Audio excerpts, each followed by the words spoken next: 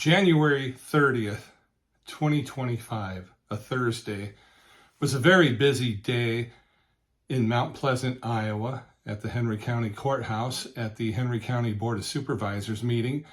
This episode, I'm going to show you a segment that involved Sheriff Rich McNamee, the Henry County Sheriff, Henry County, Iowa Sheriff, and he hasn't been getting paid since December 10th. He discovered it a few days ago when he was informed from his financial institution that his funds were getting a little low. And lo and behold, he hadn't been paid from the county since December 10th.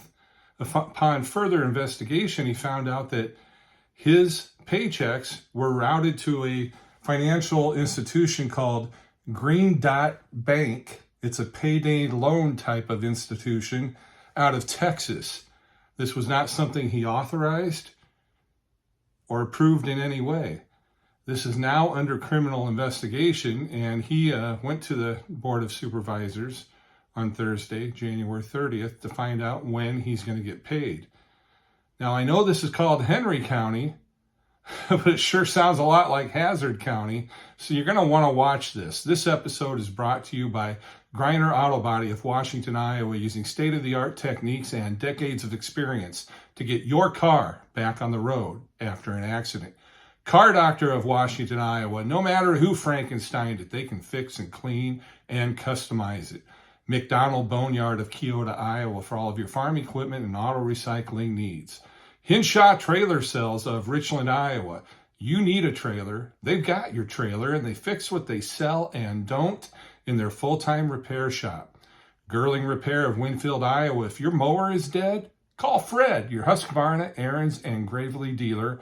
Fred also fixes and sells snowblowers. B&B Propane and the family of Jet Stops. And Dutch Market and Coffee Talk of Washington, Iowa. Dutch Market can take care of all of your grocery needs, and they even have a conference room that you can borrow for free. If you have a business meeting, you need Wi-Fi connection, give them a call. They'll get you registered and reserve a spot for you. You can use it for free, or if you got a family function or you want to have a family game night, you can use it. And Coffee Talks drive-throughs open, so you can get energy drinks, coffee, muffins, baked goods, sandwiches, all there. And they all present the award-winning Southeast Iowa Today. I'm John Bain, author of Christie's Journey, The Beat Goes On, and your host. Buckle up your seatbelts, folks. You're not going to believe this. All right. Next thing on our table, Rich, you're up. Thank you. Excuse me.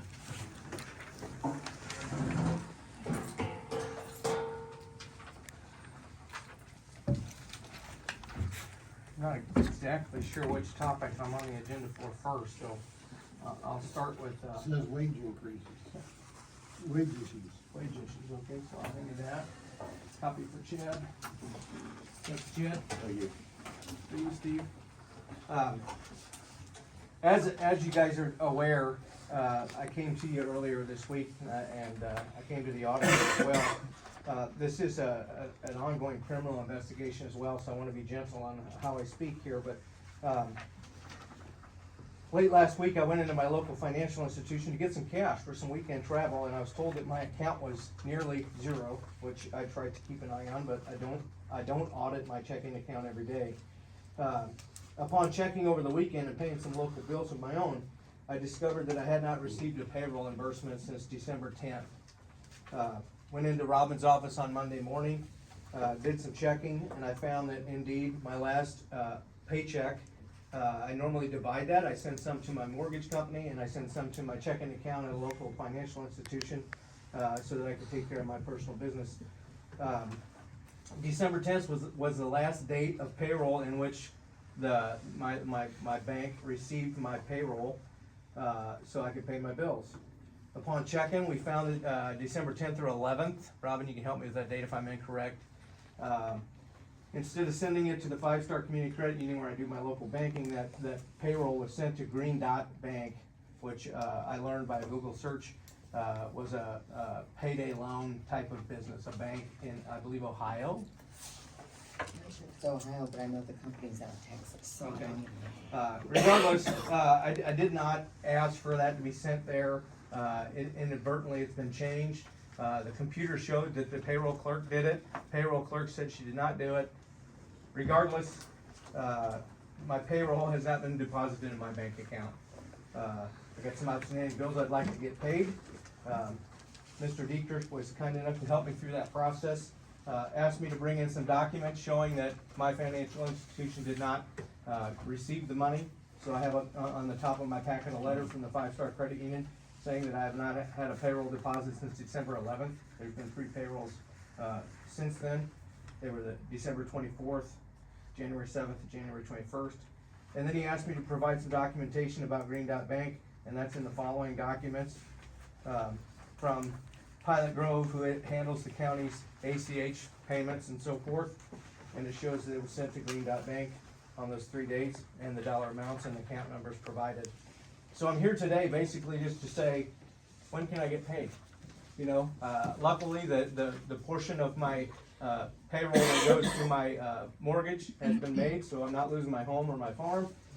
But I do want to pay my utility bills, and I'm asking, and I had conversations with you two supervisors and Robin earlier this week, and I was told that was kind of put on hold until Green Dot Bank decides whether they're gonna pay us back or not, but I did not authorize this. I did not sign the form, the standard form asking for a change in my payroll. Either it was an error on behalf of the payroll clerk, or an error on behalf of the software company that handles our payroll, an error by Pilot Grove Bank, or some other means that's yet to be investigated and found out. Regardless, I've been providing a sheriff's service, good, bad, or in between, depends on who you ask, but I have been doing my job since December 10th. I'd like to get paid. So what do I have to do to arrange for my paycheck? 3 of them, to be exact. Really good question. First of all, Rob, I Do we- want to ask you, did you talk to the state auditor? I did, but they wanted more detail. You know, more detail? And then I went to Steve, and I was talking to Steve about what our next step needs to be. Okay, that's my question for the board, is when can I expect to get paid? I got outstanding bills, my utility company, my gas company. I was also My told by insurance the state payments? auditors, sorry, Rich, didn't mean to interrupt you. State auditors that it would also have to be up to the board to make that decision as well. Cause my question was, you'd like double paying you in some ways. But I haven't been paid at all. I know, but as far as we're concerned, we're double paying you right now, cause it's already been taken out of your funds in the, sheriff's office. Out of my budget, I Yeah, understand the that. budget. So, I don't wanna get in trouble also with, that we've double paid too, if that. I understand it to a very small extent, Mark, but I have not received my I paycheck. understand that, Rich, but we still have to go according to the law too. I mean, Well, the federal law says you're supposed to pay your employees. So I understand, but I'm trying to be polite, but I haven't received pay. I understand all that, but we still have to go within the parameters that we work under too, I just like you do. understand that. Excuse me, guys. Paul, have you run into this at any situations? Not to this degree. I mean, I've run into situations where people are paid incorrectly, either too much or too little. And usually, right, if it's too much, then some kind of payment. If it's a small amount, it's made up that same week. If it's a large amount, they might spread it out over time. But not to this degree. No. Steve, any thoughts on the legal side? This- Obviously, we owe. The it some- situation shouldn't be talked about publicly, as it's been turned over for investigation, as I understand, to DCI. So we can go into a closed session to visit? No, but I will say now, I believe you should make arrangements to pay the sheriff the money that was diverted. It was not diverted by the sheriff, so therefore, we'll have to go to our steps to do it, but Thank you. my recommendation is the board that we do pay him the money that was diverted. Absolutely. Totally agree. And beyond that, we shouldn't go into any other discussion, as this is an ongoing investigation. And Totally agree with that as well. I think Rich is in that camp, so. I'm sure he doesn't want to share any more personal information than necessary. Well, I know, with all due respect, Steve, you asked me to provide my bank statements, and I think I was pretty short with you, saying it's nobody's business what my bank account says except my wife and I. That's right. But I did get a letter from the credit union But saying we that- clarified that with your Yeah. letter. Yes. You know, just to have additional documentation to know that this really didn't It happen. didn't go to me. That's right. Correct. And I appreciate that. That's everything to support what we can to help you here. Yeah. So, So back to my original question, when can I expect to receive the payment? so we can, We'll have to have some more discussions about, I'll talk with the auditor and okay, see how we're gonna do this and what fund we're pulling it from and sooner all than that, later. but we'll be moving as quick as possible. Okay. Should I get on next week's budget to maybe get an answer? No. Or, No. agenda? I I think think this we we can should do know this this internally today and with Steve Okay. and Robbie. You can always come, give public comment. Okay. So, it's up to you, but so we're gonna this is handle gonna it, get but resolved. Okay. as soon as we can, Rich, Okay. with the parameters we're working with. All right. My hope is there would be no reason for public comment regarding this issue Well, I hope not next either, week. yeah. So I apologize, I have public comment about the agendas when we get to public comment, but I didn't know what I was on the agenda for. I checked the website yesterday morning and I still was not on it, but I did talk with people in your office and they said I was on it. So here I am on it and I'm discussing this, but I do have another agenda item that I don't know if it's on the agenda or not. So if I can address it now, I will. If not, I'll wait till other county business and I'll address it then. I'll ask for guidance there because I don't know what the agenda is. Well, I don't know what topic I you're know we bringing up. just know what topic it is. I don't know I what don't even know what topic, the topic is. I don't know what it is. Okay, I have a letter here that I would like to read to the board, and I'll provide a copy for the county attorney's office. And it pertains to the ongoing issue of requesting outside counsel. He can give us the letter, Give but us the we letter. don't have it on the agenda, so. Okay?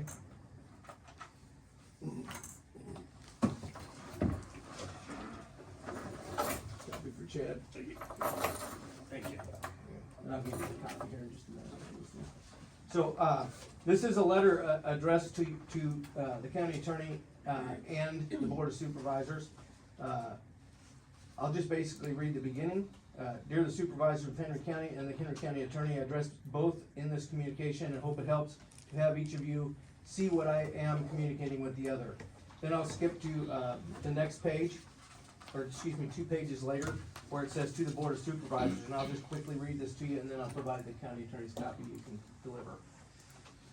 To the board of supervisors, I appeared before you on November 7th, 2024, to address the ongoing issue of my need for county-provided counsel, as it is significant expense and is necessitated by A, my official duties as sheriff, and B, a conflict of interest on the part of the county attorney.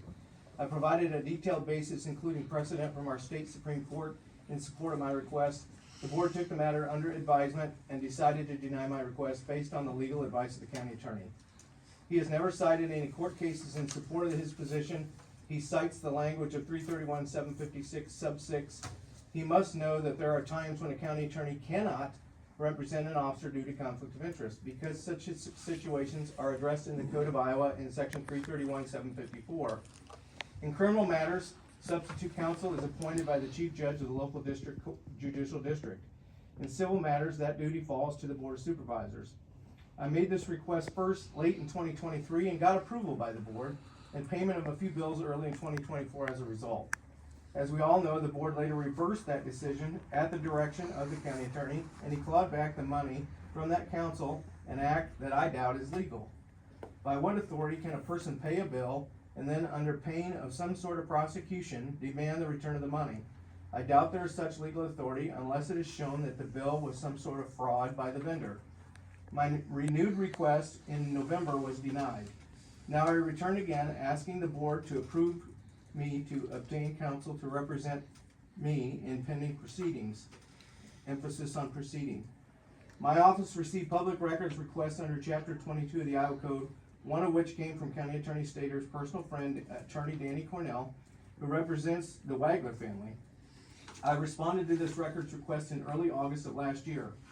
Following that, he made a complaint to a state administrative agency empowered to investigate and police issues concerning public records requests. That body is the Iowa Public Information Board. It's provided for in Chapter 23.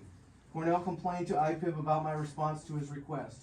After much back and forth with IPIB staff, on January 17th, IPIB decided to initiate a formal proceeding regarding whether Cornell's complaint was valid and my office should be somehow sanctioned for failing to respond properly to the request. IPID's order opening the proceeding is attached for you. It's attached in the following pages. The IPID proceeding will likely involve discovery and motions and hearings and eventually a trial. County officers have a right to representation in proceedings at county expense.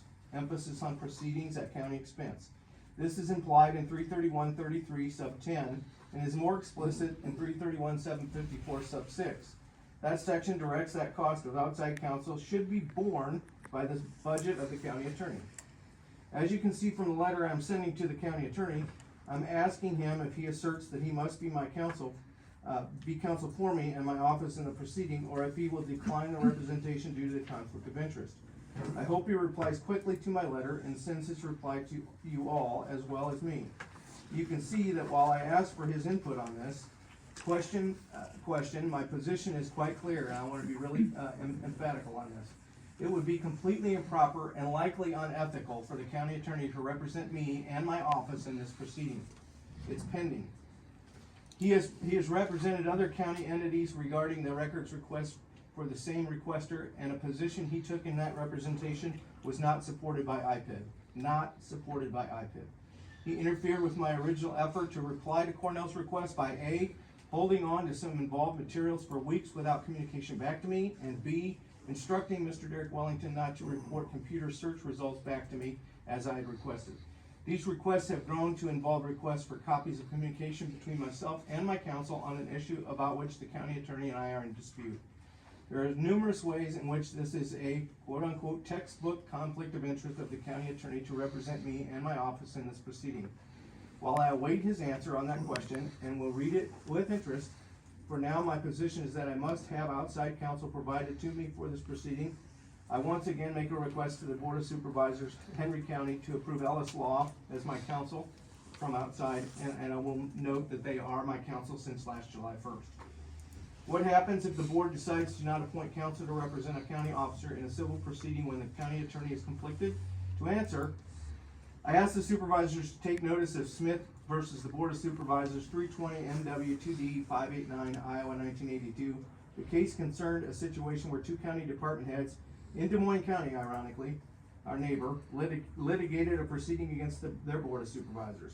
They later sought to have their legal fees ordered paid by the county funds. The Board of Supervisors argued that the court should not order them to be paid because the department heads had not sought that payment through the Board of Supervisors itself, the proper channel for paying bills with county money. The department heads responded that they should not have to go there to ask because doing so was obviously futile. The Board of Supervisors was the litigation opponent, and they should not have to engage in futile exercise. In that case, the Supreme Court told the department heads that even if it was futile, they still had to follow the process and ask the Board of Supervisors to pay their bills for their outside counsel in a proceeding where the county attorney was conflicted. But the court reassured the department heads about the situation where the Board of Supervisors refused to provide counsel. The remedy would be to request payment by the Board of Supervisors and upon refusal, to proceed to district court action aiming at forcing the board to perform its duty of furnishing counsel. I'll repeat, to proceed by district court action aiming at forcing the board to perform its duty of furnishing counsel. I'm returning to you to request representation of my department in this new IPID proceeding at county expense due to a conflict of interest on the part of the county attorney from the beginning of this matter. I look forward to hearing responses to these requests of my fellow Henry County officers and trust my fellow officers will properly follow the Iowa law. The following pages are a copy of that IPID decision to accept the order and start a proceeding. If you will, please deliver this to Mr. Stater. That is his copy, and I look forward to a response from you gentlemen. The time has come, it is a proceeding, and I need some legal counsel paid for at county expense. I've been footing that bill since July, and it's time for some help. May I have you on the agenda for next week for an answer, please? Yeah. Thank you. Thank you. I caught up with Sheriff Rich McNamee right after the Board of Supervisors meeting and asked if he would like to comment on camera. He would like to, but he's just not able to at this time because, as it was mentioned during this segment, this is under criminal investigation. But he did promise me once everything is cleared up, he would be giving me a call. So look forward to that. Never a dull moment. Hey, if you like this episode, give it a like and make sure to follow and subscribe. It's free.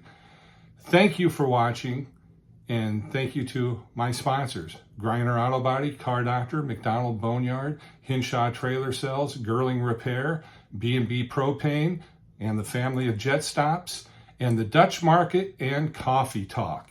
I'm your host, John Bain. Stay friendly, Southeast Iowa.